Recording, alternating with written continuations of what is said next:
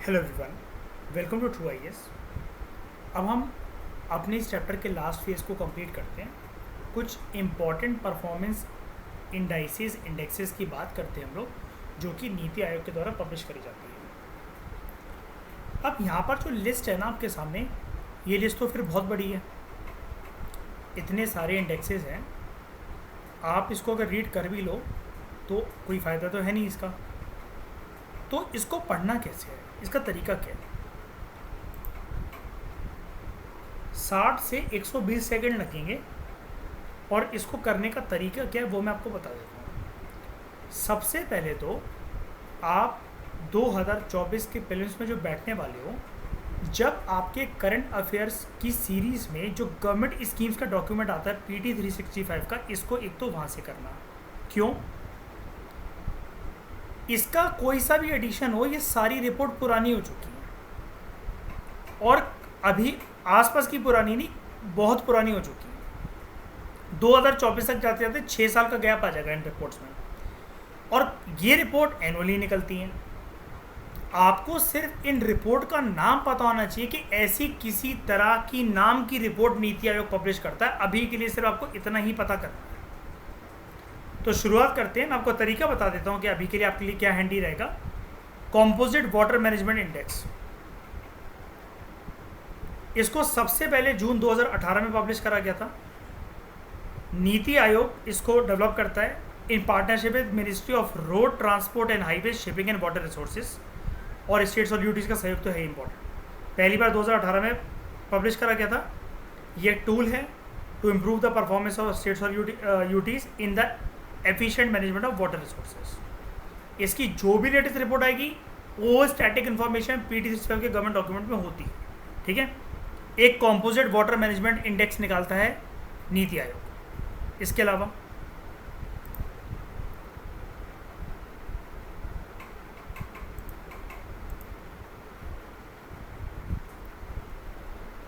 Composite water management index 2.0 इसने निकाला 2019 में। अब कौन उसमें हाईएस्ट परफॉर्मर था, कौन क्या था, ये आपको कोई भी चीज़ जानने की जरूरत नहीं है। जो लेटेस्ट रिपोर्ट होगी आपको सिर्फ उससे जानना है। उसके बाद school education quality index NITI आयोग निकालता है, ताकि स्टेट्स और यूटीज़ की स्कूल एजुकेशन सेक्टर के अंदर परफॉर्मेंस को इवेल्युएट करा जा सके। कौन सी मिनिस्ट्री का सहयोग लिया जाता है? मिनिस्ट्री ऑफ HRD का। मिनिस्ट्री ऑफ HRD का अपना खुद का इंडेक्स है, परफॉर्मेंस ग्रेडिंग इंडेक्स। इस इंडेक्स को मिलकर एक फ्रूटफुल रिजल्ट जो है वो तैयार करे जाते हैं। 30 इंडिकेटर्स के माध्यम से इंडेक्स प्रिपेयर करा जाता है और इंडिकेटर्स को कैटेगराइज करा जाता है इनटू 2 ब्रॉडर कैटेगरीज। आउटकम, जिसके अंदर learning outcome, access outcome, infrastructure school में कैसा था, फैसिलिटी कैसी थी, ये सब कुछ, और governance, processing, adding outcome, student teacher का अटेंडेंस रेशियो, ठीक है, ट्रेनिंग, अकाउंटेबिलिटी, ट्रांसपेरेंसी। ओके, अब कौन सी रिपोर्ट में क्या टॉप पब्लिशर थे, ये बेकार की बातें हैं। बेस ईयर देखा जाता है 2015-16 को, लेकिन अब जो लेटेस्ट रिपोर्ट आएगी, आप जब PT 365 लेटेस्ट वाला करोगे तब देख लेना कौन सा बेस ईयर माना जा रहा है, क्योंकि काफ़ी टाइम हो चुका होगा इस चीज़ को। ठीक है, हो सकता है अपडेट हो जाए, इसलिए मैं कह रहा हूँ कि अभी आपके काम का नहीं है। Okay, next India innovation index, इसके बारे में UPSC पूछ चुका है।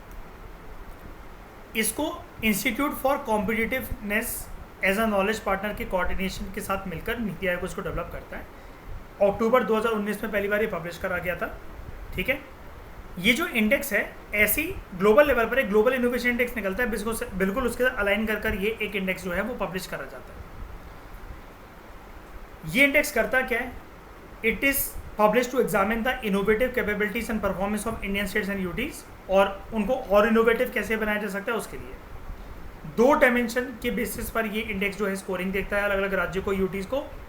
5 इनेबलर्स के ह्यूमन कैपिटल वहाँ पर कैसी रही है, इन्वेस्टमेंट कैसी, नॉलेज वर्कर्स कैसे, बिजनेस एनवायरमेंट कैसा, सेफ्टी एंड लीगल एनवायरमेंट कैसा, और परफॉर्मेंस डायमेंशन, नॉलेज आउटपुट और नॉलेज डिफ्यूजन। कौन सा टॉप परफॉर्मिंग, कौन सा क्या था, ये किसी काम का नहीं है। इंडिया इनोवेशन इंडेक्स 2020, इसको लॉन्च करा गया था जनवरी 2021 में पहली बार। And the index goes beyond traditional approaches in measuring innovation such as patents per million of population. यानी कि अब patents per million of population क्या होता है? पेटेंट राइट्स, कॉपी राइट्स, जैसे आप जानते होंगे।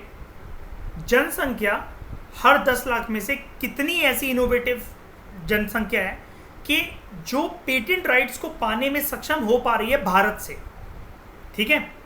और हमें क्या क्या चीज़ें ऐड कर कर इंडियन इकोनॉमी को और ज़्यादा होलिस्टिक बनाना चाहिए, वहाँ पर ज़्यादातर लोग जो हैं वो स्किल्ड हों, इनोवेटिव हों, वो कुछ ना कुछ अपना नई चीज़ें इन्वेंट कर सकें और पेटेंट राइट्स को प्राप्त कर सकें। अब ये जो इनोवेशन इंडेक्स है, it is divided into 3 categories: states, UTs, hill and north eastern states. कौन सा टॉप परफॉर्मिंग, वर्स्ट परफॉर्मिंग, बेकार की बात है। ग्लोबल इनोवेशन इंडेक्स, इसको सितंबर 2021 में लॉन्च करा गया था, ठीक है। 2007 में लॉन्च करा गया था। 14th एडिशन इसका आया था 2020 में, वो आप छोड़ दो। इंडिया ने कितना रैंक करा, क्या नहीं करा, वो इंपॉर्टेंट बात नहीं है, ये इंपॉर्टेंट है थोड़ा सा। यूपीएससी इसके बारे में पूछ चुका है, क्योंकि ग्लोबल इनोवेशन इंडेक्स जो है, it is publish by World Intellectual Property Organization, वीपो, Cornell University, INSEAD along with other institutions, ठीक है। कुछ प्राइवेट इंस्टीट्यूशन का सारा लिया जाता है। अब ये अलग अलग डेटा जो है वो कलेक्ट करता है वेरियस प्रोमिनेंट बॉडीज से, लाइक IMF, वर्ल्ड बैंक और इंटरनेशनल टेलीकम्युनिकेशन यूनियन, जो कि एक स्पेशल एजेंसी है यूएन की। अब जब ये 14th एडिशन आया था इसका 2021 में, उसमें एक नया पैरामीटर ऐड करा गया था, ग्लोबल इनोवेशन ट्रैकर, बस, ठीक है। सस्टेनेबल डेवलपमेंट गोल्स इंडेक्स, इसको क्रिएट करा गया था in partnership with United Nations, ताकि सभी स्टेट्स और यूटीज की प्रोग्रेस को मेजर करा जा सके on the base of 115 indicators. 115 indicators ये जो हैं, these are aligned with national indicator framework, और नेशनल इंडिकेटर फ्रेमवर्क को डेवलप करा था मॉस्पी ने, यानी कि ministry of statistics and programme implementation. ये अलग से फिल्म का क्वेश्चन बन सकता है, ठीक है। अब हर साल जो सस्टेनेबल डेवलपमेंट गोल जब तक पूरे होते नहीं है, ये निकलता रहेगा। हर साल एक उसके बारे में एक यूनिक चीज़ होती है, तो वो कह रहे 2020-21 का ज़्यादा कॉम्प्रिहेंसिव था, ये था, होता है, वो हर साल का ही कॉम्प्रिहेंसिव होता है, बेकार की बात है। 115 जो इंडिकेटर्स होते हैं, they include 16 out of 17 sustainable development goals, a qualitative assessment on goal 70, जिसमें 70 सस्टेनेबल डेवलपमेंट गोल के टारगेट को अचीव करा जाता है। ये भी बेकार की बात है, क्योंकि सभी सस्टेनेबल डेवलपमेंट गोल्स की बात यहाँ पर करी जाती है, क्योंकि इंडेक्स ही उसी के नाम पर है, सस्टेनेबल डेवलपमेंट गोल्स इंडेक्स, ठीक है। किसने हाई रैंक ली, लो रैंक ली, बेकार। उसके बाद sustainable development goal India index dashboard, ये जो है, ये एक ऑनलाइन डैशबोर्ड है। It will facilitate to identify crucial gaps related to tracking the sustainable development goals and to develop a statistical system at the UT and state level. उसके बाद sustainable development goal urban index, NITI Aayog ने Germany के साथ cooperate करते हुए under Indo German cooperation framework ये sustainable development goals urban index और dashboard release करा था, पोर्टल भी रिलीज करा था। टोटल 56 अर्बन एरियाज को बेसिकली कंसिडर करा गया था, 77 सस्टेनेबल डेवलपमेंट गोल इंडिकेटर्स, और किसने परफॉर्म करा हाईएस्ट लो, इस बेकार की बात है। आपसे भी इसको याद रखना, इतना जाकर के कितने अर्बन एरियाज को लिया गया, ये लिया गया, ये यूपीएससी का स्टाइल नहीं है क्वेश्चन पूछने का, इसलिए मैं इसको ऊपर ऊपर से करवा रहा हूँ। अगर ये इंपॉर्टेंट होता तो मैं आपको बता देता, जैसे इसके अंदर ये वाला पॉइंट इंपॉर्टेंट था कि GII कौन पब्लिश करता है, यूपीएससी से करना, क्योंकि पूछ चुका है क्वेश्चन, ठीक है। फिर बात आती है स्टेट हेल्थ इंडेक्स की। अब नाम से आपको ये लगेगा कि शायद से नीति आयोग का रोल इसमें नहीं होगा, अलग अलग राज्य अपना ये पब्लिश करते होंगे, लेकिन नहीं, हम सारी की सारी जो इंडेक्सेस और रिपोर्ट जो पढ़ रहे हैं वो नीति आयोग की ही पढ़ रहे हैं, ठीक है। तो इसको नीति आयोग पब्लिश करता है in collaboration with Ministry of Health and Family Welfare with technical assistance from World Bank, ठीक है। And it is use to measure the annual performance of states and UTs, variety of indicators पर health outcome, governance system and processes वो क्या रहे हैं, ठीक है, और कैसे कंट्री के लिए बेटर हेल्थ आउटकम जो हैं वो अचीव करे जा सकते हैं। डिस्ट्रिक्ट हॉस्पिटल इंडेक्स, इसको भी डिस्ट्रिक्ट ही निकालती है, नीति आयोग पब्लिश करता है, ठीक है, कि कैसे ज़िलों में जो अस्पताल हैं उनके आउटकम्स को मेजर करा जा सके। It has been done in collaboration with Indian Statistical Institute and National Accreditation Board of Hospitals, Quality Council of India, ये 3 बॉडी से 1 2 3, ठीक है।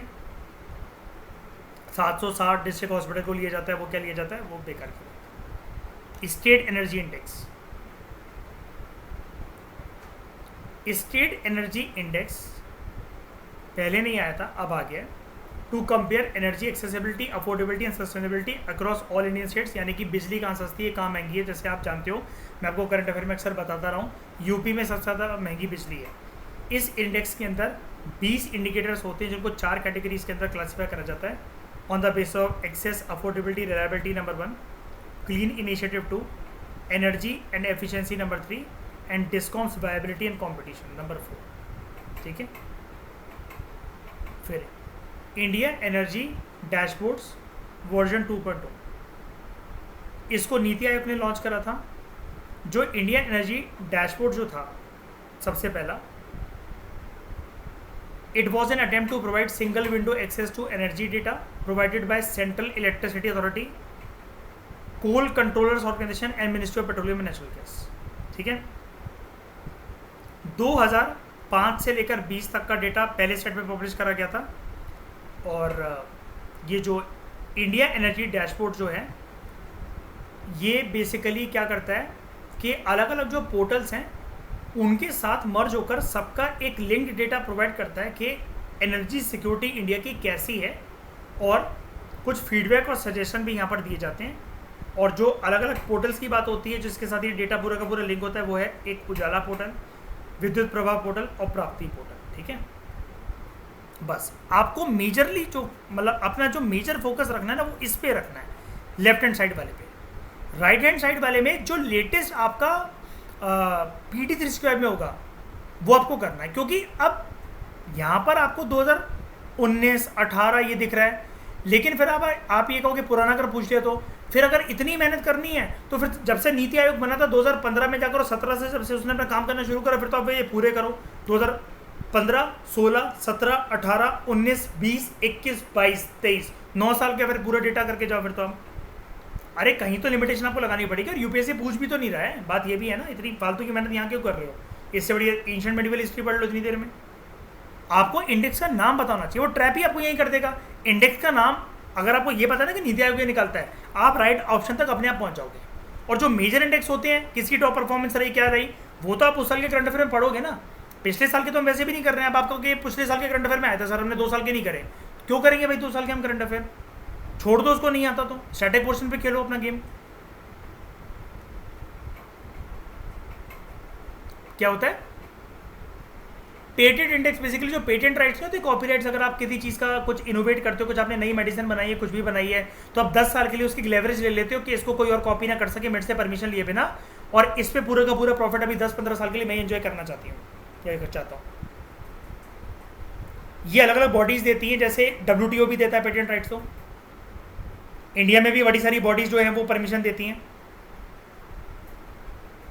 डिपेंड करता है ना कि कौन सी फील्ड के लिए आप पेटेंट राइट को क्लेम कर रहे हो।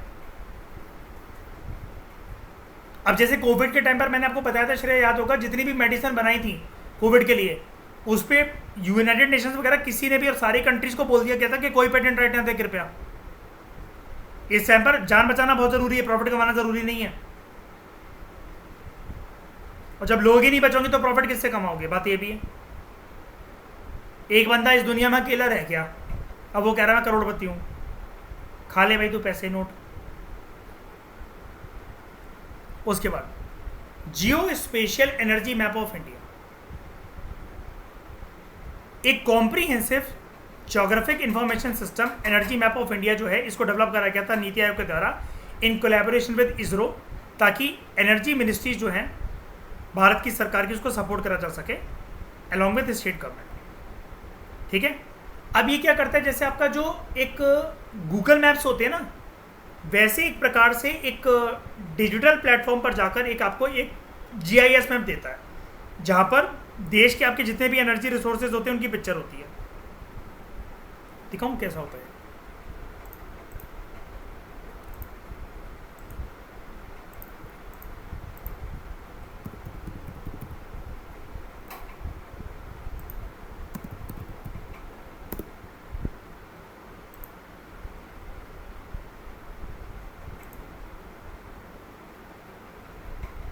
जैसे सेम गूगल मैप्स की तरह यहाँ पर आपको अलग अलग जगह से, जहाँ से भी आप राज्य से ट्रैवल करते जाओगे ना, तो वो आपको बताता जाएगा यहाँ पर विंड मिल सिस्टम है, यहाँ पर हाइड्रो इलेक्ट्रिक सिस्टम है, इतने वॉट की एनर्जी आज यहाँ पर जनरेट हुई, ये हुई वो हुई। ठीक है, तो this map helps to locate all the primary and secondary source of energy. It gives visualisation of energy installation. जैसा कि मैंने आपको बताया, जिस जिस एरिया से निकलते जाओगे कि कहाँ कहाँ पर पावर प्लांट्स हैं, हाइड्रोइलेक्ट्रिक पावर प्लांट्स हैं, विंडमिल सिस्टम इंस्टॉल्ड हैं, पेट्रोलियम रिफाइनरीज कहाँ कहाँ पर है, ऑयल और गैस वेल्स कहाँ पर है, कोल्ड फील्ड कहाँ पर है, कोल्ड ब्लॉक कहाँ पर है, ये सब चीज़ें. और वो आपको ये भी बता देता है जब आप वहाँ पर जाने लगोगे ना, तो बीप बीप बीप बीप करने लग जाता है कि रिस्ट्रिक्टेड जोन कौन से हैं आपके उसी एप्लीकेशन में. It also provides district wise data on renewable energy power plants and renewable energy resource potential through 27 thematic layers. अलग अलग, मतलब कि आप जैसे जाते जाओगे ना तो वो बताता जाएगा आपको ये रिस्ट्रिक्टिव जोन है, या प्लांट, यहाँ एक ये प्लांट सेटअप है, यहाँ पर आप जा सकते हो, यहाँ पर आप नहीं जा सकते हो. जैसे मैं आपको एक एग्जांपल देता हूँ इसका, ये थीमेटिक लेयर क्या होती है. एक जगह में हो सकता है कि water turbines, hydroelectric power, wind power और पेट्रोलियम रिजर्व जो है वो साथ में काम कर रहे हो. मतलब एक स्टेट की, एक रीजन की मैं बात कर रहा हूँ, एक डिस्ट्रिक्ट की बात कर रहा हूँ मैं, उसके आसपास हो सकता है सारी एनर्जी वहाँ पर साथ में काम कर रही हो. अब यहाँ पर जो रिस्ट्रिक्शंस जो होती है ना वो ऐसी लगती है, फॉर एग्जांपल आपके ट्रैवल के ऊपर, या वैसे तो वो बीप बीप करने ही लगेगा. एक और चीज़ में होती है आजकल लेटेस्ट चीज़, आपको पता है एक चीज़ कि अगर मैं दिल्ली में एयरपोर्ट के पास खड़े हो जाऊं या रेलवे स्टेशन के पास खड़े हो जाऊं, मैं अपना ड्रोन अगर अंदर लेकर जाने की कोशिश करूं ना, वो जाने नहीं देगा, या फिर मेरा ड्रोन काम ही नहीं करेगा अगर मेरी भले ही पूरी बैटरी चार्ज क्यों ना है.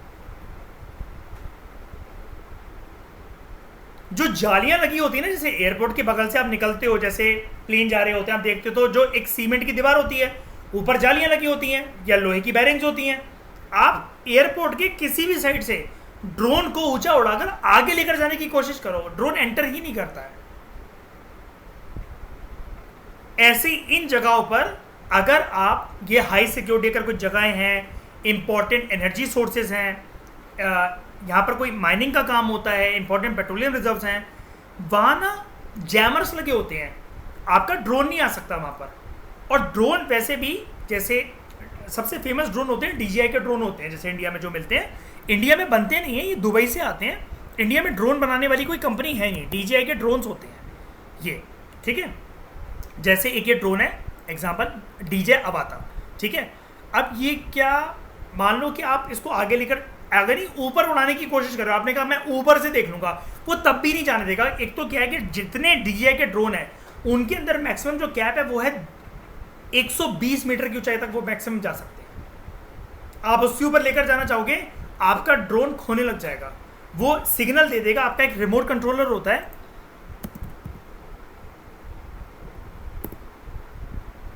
ये वाला, ये आपको इस पर सिग्नल देने लगेगा, वार्निंग कि आपका जो कनेक्शन है वो खो रहा है, और आप अपने ड्रोन को वापस बुलाओ. और इसमें जो सेंट्रल बटन होता है ना, ये वाला, आप इसको प्रेस करो, आपके हाथ पर आके खड़ा हो जाएगा ड्रोन 15 मिनट के अंदर. जहां से आपने उड़ाया होगा वो वहीं आकर अपने आप आ जाएगा बिना कुछ करे, इस रिमोट के छुए. ये जैमर्स होते हैं यहाँ पर ऐसे. अब जैसे मैं ड्रोन का एग्जांपल देकर आपको क्यों बता रहा हूँ, ये जो जितनी भी इंपॉर्टेंट मैपिंग जो करी जा रही है, ये इंपॉर्टेंट एनर्जी रिजर्व्स को लेकर करी जा रही है. यहाँ पर भी हाईटेक सिक्योरिटी जोन्स होते हैं, और यही एक प्रकार की थीमेटिक है. The map will be useful in planning and making investment decisions. It will also help in disaster management using available energy assets, ठीक है. And it helps in developing real time and integrated planning of Indian energy sectors and production also. Security initiative यहाँ पर है, जैसा कि मैंने drone की मदद से आपको बताया.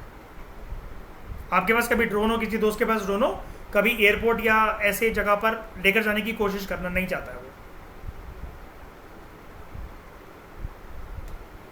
आगे नहीं बढ़ेगा वो. अब मैंने आपको क्वेश्चन दिखाया था, यूपीएससी ने क्वेश्चन पूछा था साल 2018 में, है ना, कि नीति आयोग प्लानिंग कमीशन से कैसे अलग है. तो हम डिस्कस करते हैं इसके बारे में, ज़रा डिफरेंसेस देखते हैं कि प्लानिंग कमीशन नीति आयोग में क्या फ़र्क है. Planning commission enjoyed the power to allocate funds to ministries and state government. NITI Aayog के पास, जैसा कि मैंने आपको इंट्रोडक्शन में पढ़ाया था, कोई फाइनेंशियल पावर नहीं है और फंड एलोकेशन ये सिर्फ एक थिंक टैंक है. ये इंस्ट्रक्शन देती थी. डिक्टम्स बेसिकली होता है एक प्रकार की इंस्ट्रक्शन देना जो कि सामने वाले को माननी ही पड़ती है कि राज्य की सरकारों को कि तुम्हें इस चीज़ को इंप्लीमेंट करना. मतलब अंधाधुंध बोल देती थी, उनके साथ कोई डिस्कशन भी नहीं होती थी. ये गाइडलाइंस इशू करती है in consultation with the state government. Consultation करने के बाद, ठीक है, ये टॉप डाउन अप्रोच के साथ वर्क करता था. सेंट्रल लेवल से प्लान बना, ग्राउंड लेवल पे जाके इंप्लीमेंट होना है. ये बॉटम अप अप्रोच को फॉलो करता है नीति आयोग. डिसीजन ज़्यादा सेंट्रलाइज तरीके से लिए जाते थे। यहाँ पर कॉपरेटिव फेडरलिज्म को रिस्पेक्ट करी जाती है, एंड ये एक one of the guiding principal है कॉपरेटिव फेडरलिज्म नीति आयोग की वर्किंग में। अब जो राज्य हैं वो ज़्यादा एक सिग्निफिकेंट रोल प्ले करते हैं पॉलिसी मेकिंग में। प्लानिंग कमीशन में 8 फुल टाइम मेंबर्स थे, there was no provision for part time members. यहाँ पर 4 फुल टाइम मेंबर्स हैं and maximum 2 part time members. It had deputy chairman and member secretary other than full time members. It did not have the post of vice chairperson in CEO। यहाँ पर vice chairperson है। Also there is one post of CEO जो कि secretary के rank के एक होते हैं, IAS ऑफिसर मैंने आपको बताया, नॉमिनेटेड बाय PM डायरेक्टली। जो प्लानिंग कमीशन थी वो नेशनल डेवलपमेंट काउंसिल को रिपोर्ट करती थी, which comprise of chief ministers and lieutenant governors.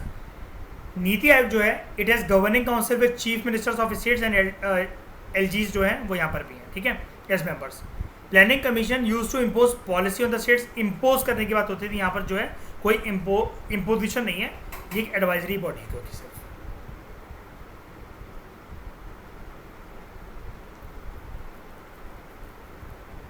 अब नीति आयोग ने जो है एक रिपोर्ट पब्लिश करी थी कि किस प्रकार से अर्बन प्लानिंग कैपेसिटी को रिफॉर्म करा जा सकता है भारत के अंदर, यानी कि जो शहरी विकास है उसकी जो व्यवस्था है उसको और इम्प्रूव कैसे करा जा सकता है। देखो, भारत की ग्रोथ के पीछे अर्बनाइजेशन एक मेजर फैक्टर रिस्पॉन्सिबल है। शहरी विकास तो होगा तभी इंडिया की ग्रोथ जो है उससे झलकेगी। ग्लोबल अर्बन पॉपुलेशन अगर हम लोग उसको टोटल देखें तो 11% सिर्फ भारत में आपको देखने को मिलती है। पूरी दुनिया में जो शहरी जो भसड़ रह रही है वो उस प्रकार से India is a home to 11% of the total global urban population.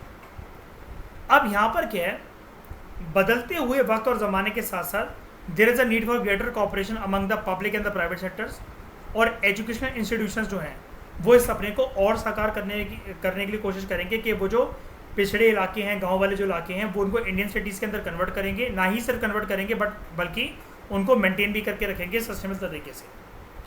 अब अगर अर्बनाइजेशन अगर आ रहा है जो भारत की वास्तविकता बनने वाला है आगे चलकर, और ये बढ़ने वाला है अगर ये कंसेप्ट, तो ये अनप्लान तरीके से आगे नहीं करा जा सकता, कैरी फॉरवर्ड नहीं करा जा सकता, बिकॉज ये शहरों के ऊपर ज़्यादा एक दबाव डालेगा फिर आगे चलकर।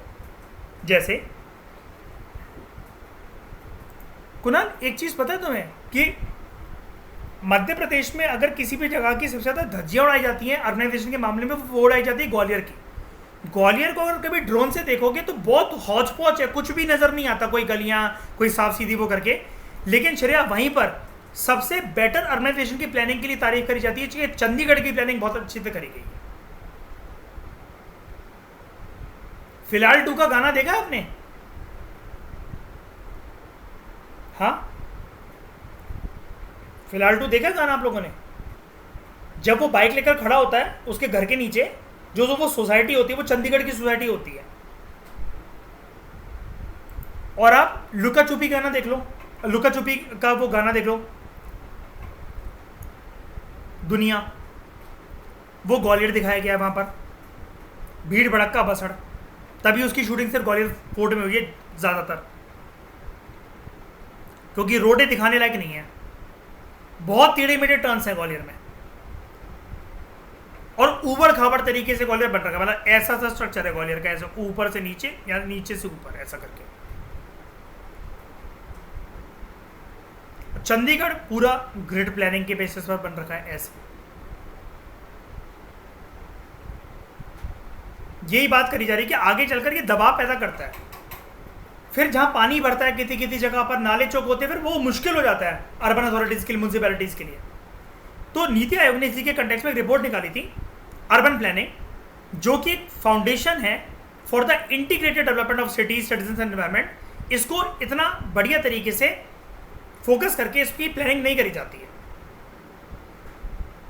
अब नीति आयोग ने बोला इसके लिए कुछ आने चाहिए master plan, which should serve as statutory instruments, ताकि सिटीज़ की, टाउन्स की, ऐसे एरियाज़ की डेवलपमेंट जो हो रही है, बेसिकली अर्बनाइजेशन को जो बढ़ावा मिल रहा है, वहां पर एक सस्टेनेबल ग्रोथ इंश्योर हो सके और प्लानिंग बहुत बेटर तरीके से हो सके। एक वर्ड भी यूज करा नीति आयोग ने अपनी इस रिपोर्ट के अंदर, स्पेशल सस्टेनेबिलिटी। स्पेशल वर्ड का मैंने आपको मतलब बताया था, it is concern with space या स्पेसिंग, जगह। वो जगह जो आज खाली छोड़ी गई है वो ऐसी नहीं होनी चाहिए कि वो भर दी गई, कि ज़्यादा बिल्डिंग खड़ी कर लेंगे, यहाँ पर ज़्यादा स्ट्रक्चर बना देंगे, जहाँ ज़रूरत नहीं भी है वहाँ भी हम लोग ठूसते चलेंगे इंफ्रास्ट्रक्चर को। ऐसा नहीं होना चाहिए। अब इस रिपोर्ट में नीति आयोग ने क्या देखा कि 7,933 जो अर्बन सेटलमेंट जिनको नीति आयोग ने इस रिपोर्ट में, आप कह सकते हो ऐसा केस स्टडी के तौर पर लिया, उसने ये देखा इन 7,933 अर्बन सेटलमेंट्स में से 65% जो सेटलमेंट्स हैं उनके पास कोई मास्टर प्लान है ही नहीं। वो लोग सिर्फ जुगाड़ के बेसिस पर चल रही हैं, वो अर्बन सिटीज टाउन्स वगैरह, कि नाले चौक हो गए भाई, बारिश के दिनों में डंडा डालकर पाइप डालकर अगर वो निकल गए तो निकल गए। ट्रैफिक जो है अगर वो मुद्दा है वहां पर, तो अगर वो सॉल्व हो गया तो हो गया, वरना कोई बात नहीं। लोगों को तो आदत हो ही गई है कि 5-5 मिनट वो ट्रैफिक के अंदर फंसेंगे, और ऐसा होता है बहुत सारी जगह। अगर आप अपने भी किसी टाउन या सिटी को अगर इमेजिन करो तो लोगों को बहुत बार आदत पड़ जाती है। अब मयूर, दिल्ली के कुछ इलाके ऐसे नहीं है वैसे कि जहाँ पर हम ये बोलते हैं कि यार सुबह सुबह यहाँ पर जाम मिलेगा, हमें पहले निकलना पड़ेगा। जैसे अर्शप्रीत, अपने एरिया में एक बड़ा फेमस एरिया है धौलक कुआं, कि जाम मिलना ही मिलना है, 2.5 घंटे 3-3 घंटे गाड़ियाँ फंसी रहती हैं, है ना। कहते हैं ना कि अगर हो सके तो धौलक कुआं के रास्ते से मत आना, हम जब किसी भी रिश्तेदार को बताते हैं तो। और उनको कहते हैं ना कि अगर हो सके तो अगर आप गाड़ी लेकर नहीं आ रहे तो आप मेट्रो से आ जाओ जनकपुरी ईस्ट तक या उत्तर नगर ईस्ट तक। यही बोलते हैं ना हम लोग सारे के सारे दिल्ली ये जनकपुरी वाले लोग, कि धौलक कुआं का रास्ता मत लेकर आना। अगर आप 8 बजे आने वाले हो ना तो धौलक कुआं आपको हमारे घर 11:30 बजे तक पहुंचाएगा। और कुणाल, जैसे अपने देखो एक सिंगल रोड जाती है इटावा से लेकर ग्वालियर तक, पूरा का पूरा हाईवे एक्सप्रेस वे है ना, पूरा का पूरा। वो इन लोगों को बताना जरा, ट्रकों का जाम जो सुबह 4 बजे लगना शुरू होता है वो मिटता कितने बजे, जरा बताना इन लोगों को। दोपहर में 12-1 बजे श्रेया, सुबह 4 बजे ट्रकों का जाम लगता है, दोपहर में 12-1 बजे जाकर वो खत्म होता है चंबल के पुल से जाकर। और उस चक्कर में चंबल का पुल 100 फीट ऊंचाई पर है मयूर, वो चटकने लगा है। और जिस दिन कोई गिरा ना वहां से, ट्रकों का लोड इतना होता है वो तो गिरेगा ही गिरेगा। हाँ, बंद कर दिया ना वही। और बारिश के दिनों में ओवरफ्लो हो जाता है और मगरमच्छ ऊपर आ जाते हैं फिर।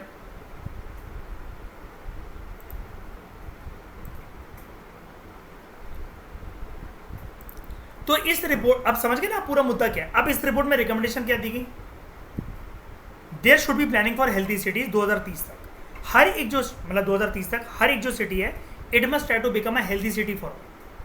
अब हेल्थी सिटी कैसे, मैं आपको बताता हूँ, ये कंसेप्ट समझना ध्यान से। श्रेया, अगर हम घर पहुंचने में लेट हो जाए, हम गाड़ी में बैठे हुए हैं, ओला उबर में बैठे हुए हैं, एसी चल रहा है, उसके अंदर ट्रैफिक जाम के अंदर फंसे हुए, सर दर्द होता है, दिमाग की नस दुखती है कि नहीं दुखती है बताओ।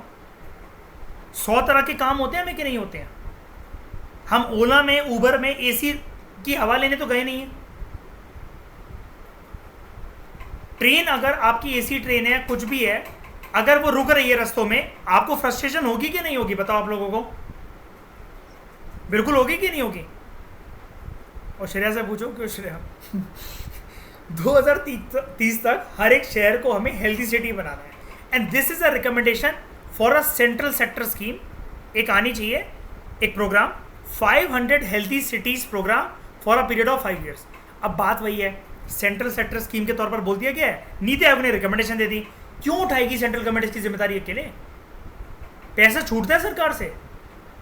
हेल्थी सिटी, क्या हेल्थी सिटी,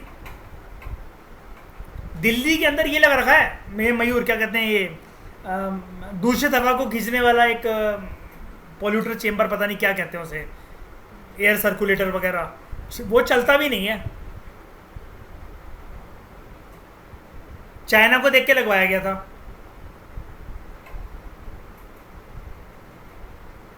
हाँ, efficient utilisation of urban land for the proposed healthy cities programme based on the scientific evidence based data. Urban land को इफेक्टिव तरीके से यूटिलाइज करना है, वो आइडल ना पड़ा हो, लेकिन बहुत ज़्यादा भसड़ भी वहाँ पर ना हो। अब दिल्ली के कई सारे इलाके अगर आप देख लो अर्शप्रीत, सेम ऐसा नहीं लगता कि ये तो गांव में आ गए हम लोग, बताओ।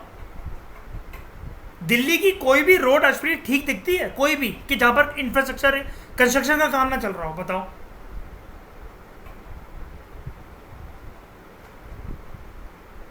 सुभाष नगर जहां पर पैसिफिक मॉल है, गाड़ी निकालना आसान है वहां से। Ramping up of human resources. NITI Aayog recommended to improve and just speed up the process of filing of vacant positions of town planners. जो अच्छे से टाउन प्लानिंग कर सकते हैं ऐसे अधिकारियों के लिए जो पोजीशन है वो अलग अलग मिनिस्ट्री डिपार्टमेंट के अंदर फिल करी जाए. अभी जैसे क्या हुआ था कुणाल, उसमें ये मध्य प्रदेश में अभी आजकल क्या चल रहा है, बारिश के दिनों के बाद सारे नाले भर गए ना, कि भर गए ग्वालियर से लेकर सारे भिंड, मुरैना, इटावा, सारे के सारे. लोग किसको बुला रहे हैं फोन कर करके? डिस्ट्रिक्ट कलेक्टर को. आ रहा है ना वो वहां पर आजकल. अब ये डिस्ट्रिक्ट कलेक्टर जैसे आ रहा है, जब ये इलैया राजा टी था तब ये आया था, मैं देख रहा था उस दिन टीवी पे. तो ये सारे के सारे जितने भी डिस्ट्रिक्ट कलेक्टर वगैरह ये आ रहे हैं, इनको खुद भी समझ में आ रहा है कि प्लानिंग कैसे करनी है. बताओ, वो कूड़ा वहां से निकाल के सड़कों के बगल में नहीं रख दिया जा रहा है मलबे के तौर पर, है ना? यहां पर भी यही होता है मयूर.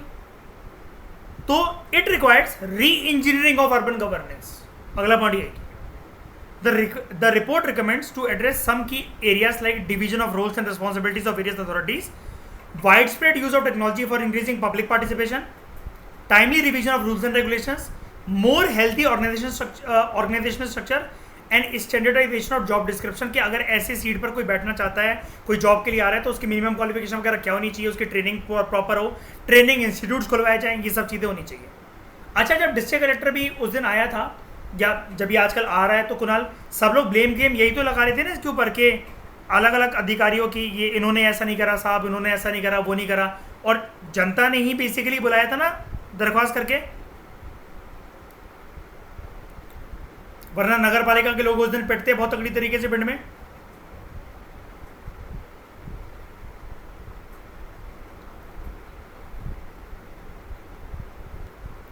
Raise the role of private sector. There must be fair process for procuring technical consultancy services and empanelment of private sector consultancies. कुल मिलाकर ये जो पॉइंट जो कह रहा है, आपको ये कह रहा है कि अवर अर्बन गवर्नेंस की इंप्रूवमेंट के लिए there should be PPP model, public private partnership model. ठीक है. अब एक क्वेश्चन, क्या जो इकोनॉमिक प्लानिंग है, इस economic planning as a tool is still relevant for government in today's perspective? जो इकोनॉमिक क्रिटिक्स हैं वो ये, उनका ये मानना है कि ये जो इनिशिएटिव है इकोनॉमिक प्लानिंग का डेवलपमेंट प्रायोरिटीज को डिटरमाइन करने के लिए, ये साफ तौर पर it lies with the finance ministry, उसकी रिस्पॉन्सिबिलिटी है रेदर देन प्लानिंग अथॉरिटीज. ये क्रिटिक्स कह रहे हैं. देखो, आप मानो ना मानो वो अलग बात है. डी फैक्टो मतलब एक नेसेसरी तौर पर उन्हीं का रोल होना चाहिए और किसी का नहीं. Therefore the budgets rather than plans determine the development priorities. मतलब अब क्रिटिक्स का ये कहना है पैसा ही नहीं आएगा तो प्लान कैसे हो पाएगा. मैं नहीं मानता इसको. पैसा आने के बाद भी प्लानिंग नहीं हो पाती है, बीच में लोग खा जाते हैं. अभी हम लोग क्या पढ़ रहे हैं, वो नगर पालिका वाली बात, एसी वहाँ पर आए और घर पे लग गए, है ना. तो however planning as an important function can not be outdated. अब ऐसा नहीं हो सकता कि क्रिटिक्स ये कह रहे हैं तो आप प्लानिंग को हटा दो. हर चीज़ की प्लानिंग ज़रूरी होती है ना. अगर हम शरिया टाइम टेबल ही नहीं बनाए किसी चीज़ का, लाइफ में जनरली, मतलब किसी भी चीज़ की मैं बात कर रहा हूँ, तो फिर कभी भी रिजल्ट्स मिल ही नहीं सकते. मयूर, आपके मन के अंदर अगर है ही नहीं कि अलार्म बजने के बाद मैं उठूँ तो सुबह ऑफिस कैसे जा पाओगे? आप तो रोज 4 पेशेंट मरवा दोगे अपने हॉस्पिटल में. तो इसकी जो रेलेवेंस है, it lies in all aspects of not only individual human life but even in effective government function. वो जो जैसा मैं आपको बता रहा हूँ कि प्लानिंग की जरूरत एक इंसानी ज़िंदगी में, हर एक इंसान को भी है डेली लाइफ में, रोज़मर्रा के जीवन में, और सरकार को भी अपने आप को इफेक्टिव तरीके से चलाने के लिए प्लानिंग करनी पड़ती है और करनी चाहिए और करनी ही पड़ेगी. तो गुड प्लानिंग जो है, इट में act as a developmental aid in the following matters. एक तो जो सरकार ने वादे कर रखे होते हैं और उन वादों को डिलीवर कर भी रही है सरकार, के नहीं कर पा रही है, उनके बीच में बैलेंस करने की कोशिश करी जाती है प्लानिंग के थ्रू. अब जैसे आप बहुत सारे अपने आप से बातें कर लो, अरे यार मैं अपना सिलेबस ऐसे कंप्लीट कर लूंगा, आज मैं लक्ष्मीकांत के 10 चैप्टर पढ़ने बैठूंगा, ये करूंगा वो करूंगा। आपके सोचने से क्या होता है, आपकी जो कमिटमेंट है खुद के लिए वो झूठी भी तो साबित हो सकती है, फिर आप खुद से निराश होकर बैठ जाओगे। वो आउटकम में बदले तो इसके लिए आपको एक प्लानर तो पता होना चाहिए ना, एक टाइम टेबल तो पता होना चाहिए ना, आपको ये तो पता होना चाहिए ना आपका दिन कहाँ जा रहा है। अब आप ये बोलते हो कि अपना बैकलॉग कंप्लीट नहीं होने दूंगा, तो ये आप मन के अंदर सोच कर आते हो ना अपने आप को समझा कर कि मुझे क्लास लेनी है ताकि ये क्लासेस को मुझे दोबारा नहीं देखना पड़े, इसके अलावा मैं कुछ बैकलॉग कंप्लीट कर लूँ अपना। तो ये आपकी कमिटमेंट है, और अगर आप सच में क्लास में आते हो तो वो आपका आउटकम है। It serves as a mechanism to imbibe greater accountability into the government functioning to achieve whatever it has plan. सरकार ने जो भी मतलब सोचा था, सरकार की जवाबदेही तय हो जाती है with respect to planning, because of planning. It serves as a yardstick, as a parameter to ensure implementation and to measure implementation of strategies. कि सरकार ने जो जो चीज़ें इंप्लीमेंट करी हैं, क्या सच में उससे वो फ्रूटफुल रिजल्ट आया है जो सरकार ने कमिटमेंट करी थी इसको लेकर। And lastly, planning helps to provide a shape and framework to the future strategy of the government as per priorities. It provides assurance to public at large कि सरकार उनको फ्यूचर में भी इंप्लीमेंट करेगी। तो नीति आयोग ने जैसे प्लानिंग कमीशन को रिप्लेस करा, तो प्लानिंग, इकोनॉमिक प्लानिंग का रोल आप डिस्कार्ड नहीं कर सकते। आप ऐसा नहीं कर सकते कि नहीं कह सकते कि नीति आयोग कुछ प्लान नहीं करता है। क्यों नहीं करता है भाई? 3 साल के उसके प्लान है, 7 साल के उसके प्लान है, 15 साल के उसके प्लान है। लेकिन बात यही है कि अब सारी चीज़ें डिसेंट्रलाइज तरीके से चलनी चाहिए, bottom up approach along with the spirit of cooperative federalism. हाँ बताओ। साथ में लेकर चलना है राज्य को। कॉम्पिटिटिव का मतलब ये है, कोई अगर राज्य या डिस्ट्रिक्ट या कोई भी सिटी ज़्यादा अच्छा परफॉर्म कर रही है, उसको देखकर सामने वाले भी प्रभावित हो कि हम भी ऐसा परफॉर्म करेंगे ज़्यादा अच्छे तरीके से। तो उससे जैसे कहते हैं कि फेयर कंपटीशन एक अच्छी चीज़ होती है। यार आपने 3 महीने के अंदर कोई एग्जाम निकाल लिया मुझसे पढ़कर, अब बाकी लोगों को इंस्पिरेशन नहीं मिलेगी कि जब ये निकाल सकती तो हम क्यों नहीं निकाल सकते? वो आपसे चिढ़ नहीं रहे हैं, आपके थ्रू एक अपने आप के अंदर एक स्किल को खोजने की कोशिश कर रहे हैं कि जब ये निकाल सकती तो हम क्यों नहीं निकाल सकते? फिर ये भी तो हमारी एज की है, ये भी तो वहीं से क्लास से ले रही थी जहाँ से हम ले रहे थे, इसकी भी तो कंडीशन वैसी है जैसी हमारी है, तो हमारा क्यों नहीं निकल सकता? भाई हमने किसकी बेटी भगाई है? तो इस डिस्कशन में दोस्तों फिलहाल इतना ही। कॉम्प्रिहेंसिव तरीके से हमने इकोनॉमिक प्लानिंग वाला ये चैप्टर कंप्लीट करा। Thank you very much for discussion.